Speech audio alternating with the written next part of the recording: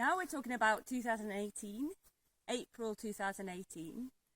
And one of the most important things that we did was create this sacred space, which is actually a memorial garden to an important collaborator in the project, our friend OJ, who died at the beginning of 2017.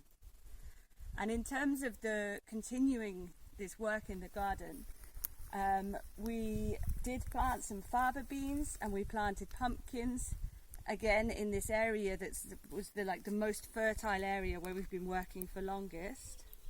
And we had a clear set of roles for the volunteers to make sure that the trees that we did plant were watered once a week and that there were people who were tending and looking after the garden. We did a course in 2018 called Design Your Life, and if you can see the clips from the video, people were planting some trees and you can see the forming of the donuts around the trees.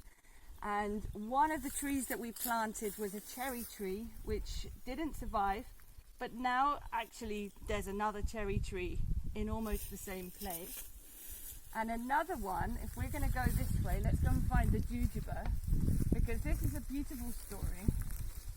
I met Nick and Silk around this time, and they gave us a jujube tree from their farm. And now in 2021, they're some of our closest collaborators, and we're working with them on the Rovira project and loads of different things. And during the course with Alessandro and Gerald, we planted the jujube tree. It was a tiny little tree, and we gave the donut, and this is the exact spot where we gave a presentation, and there's we did a very nice collaboration with the people on the course and the neighbours, and we did a round table, and we were talking about, if you have a food forest, which is basically a garden, how can we scale that up to become an agricultural system? So how can we move from doing a garden on one terrace to doing, for example, one of these entire vineyards with the same kind of ideas, but in a way that works on a bigger scale to actually be able to harvest a bigger amount of food.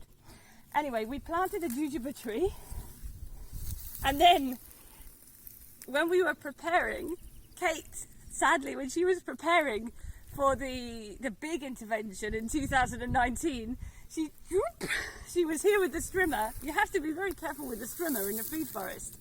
Now we've got so many species here that we actually do it by hand, so that we go very carefully and just chop down the manure and make sure that we don't chop down any of the flowers, the species, the bushes the other things that we've planted.